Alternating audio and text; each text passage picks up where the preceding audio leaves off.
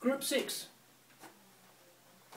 continues with the second type of articulation, or actually the third articulation if you count the first one as detached, second as legato.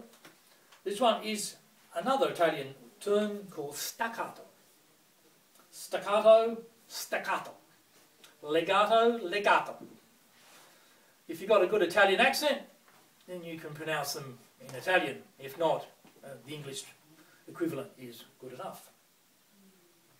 One small frog is the staccato articulation. This articulation is basically a relaxed wrist curve, except it won't be too relaxed when you play it because it is a sudden detaching of the note. But the motion is the same.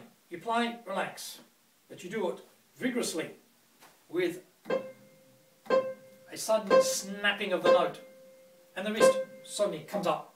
So if you've been doing gentle, relaxed wrist curve, then increase the speed, 3-, 4-fold, very quickly, and you end up getting a staccato, shown by a dot below the note head, or if it's the other way around, just above. But some of these crotchets don't have a staccato on it. It's because you've got a crotchet rest and you need a detached spring action rest. So one small frog, hurt his toe. One small frog cried, oh, oh. You notice when you sing basically in the articulation of the notes. If you try and sing legato while you're doing staccato, then there's going to be some confusion. It's better to sing the articulation, then the whole mind and the hand and everything is working together. Figure 8. Up and down, round we skate, we can make figure 8. Another micro-study, you can see a very repeating nature there. 16 fat green frogs, again one hand first. 16 fat green frogs sitting on their logs, round and round the world, keeping very cool. And watching birds and ducks played together in octaves. Watch the birds go flying, flying. Watch the ducks go splashing, splashing.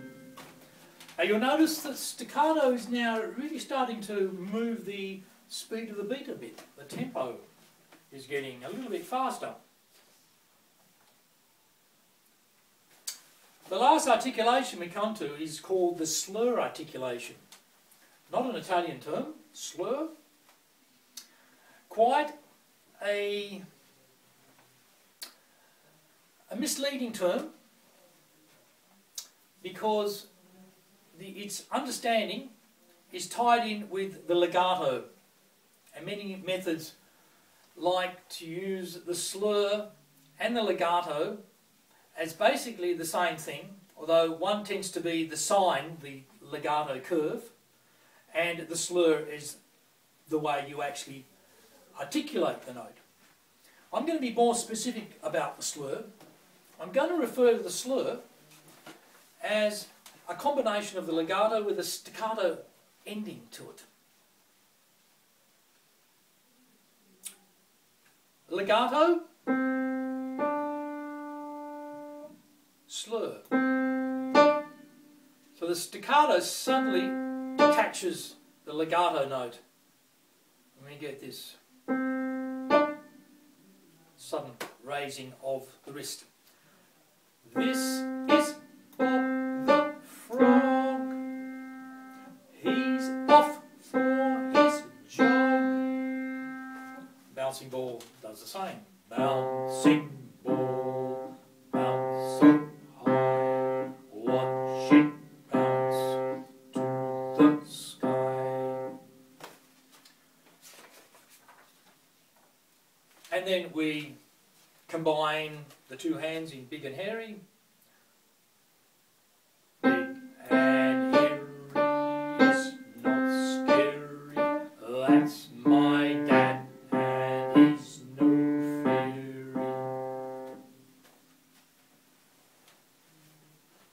2 fat grubs in octaves. 2 fat grubs went for a walk.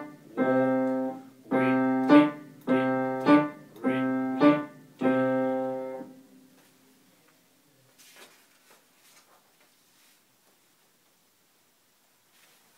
You'll notice that the articulations now are allowing the hands to play at a faster speed than a relaxed wrist curve will allow. The relaxed wrist curve has a limitation on how fast you can relax the wrist. Staccato will allow you to go faster. Legato will even make you go even faster. And the slur is somewhere in between.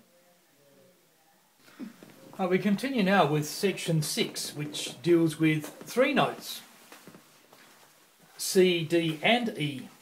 We begin with the right hand in the middle octave, and we have middle C with the distinct ledger line going through the note, middle D, the space just below the staff.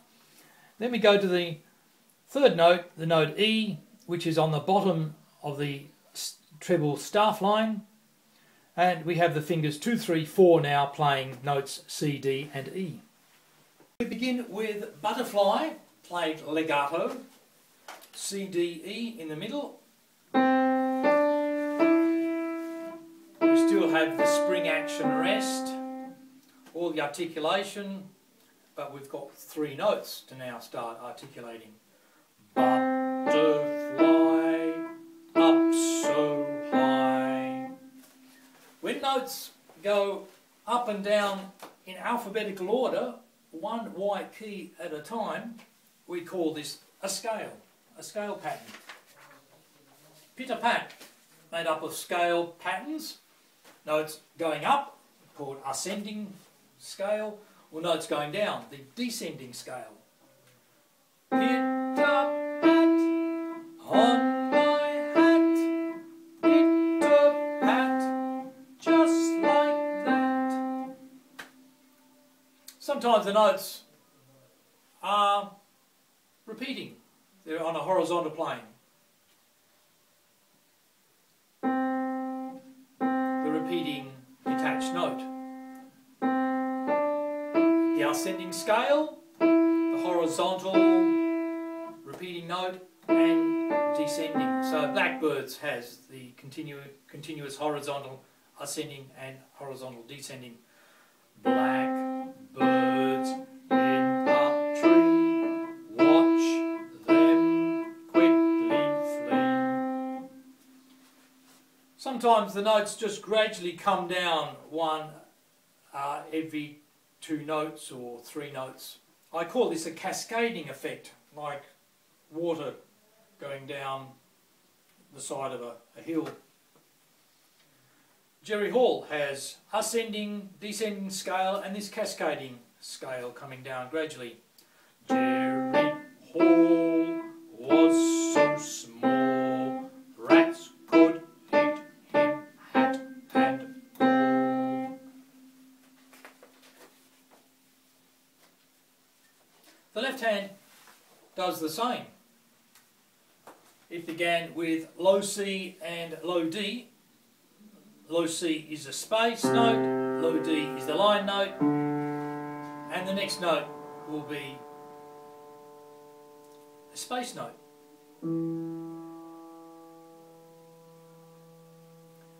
But what we're going to do with the fingering is, instead of continuing with the fingering going to the first finger, or the thumb, as you would expect after the 3rd and 2nd fingers, we're going to now substitute the 4th, 3rd and 2nd finger. So we're going to now use the same fingering for the left hand as we did with the right hand. The right hand was 2, 3, 4, the left hand now is becoming 4, 3, 2. I call this symmetrical fingering. Both hands using the same finger numbers. This eliminates the use of the thumb, which is an awkward one to start with, and you get this opposite effect, or differing effect, of 3, 2, 1 on the left hand with 2, 3, 4 on the right hand, which I'll call I later call asymmetrical fingering. So the left hand is going to now do 4, 3, 2, and there's Butterfly doing the same tune. Butterfly up so high. Pitter-pat repeating. Pitter-pat on my hat. Pitter-pat just like that. Blackbirds in a tree. Watch them quickly flee. And Jerry Hall. Jerry Hall was so small. Rats could eat him, hat and all.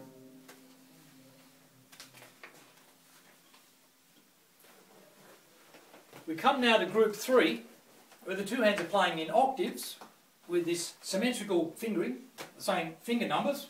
Of course, when they play at the same time, they're not using the same finger numbers, because the left hand will be 4, 3, 2 going up.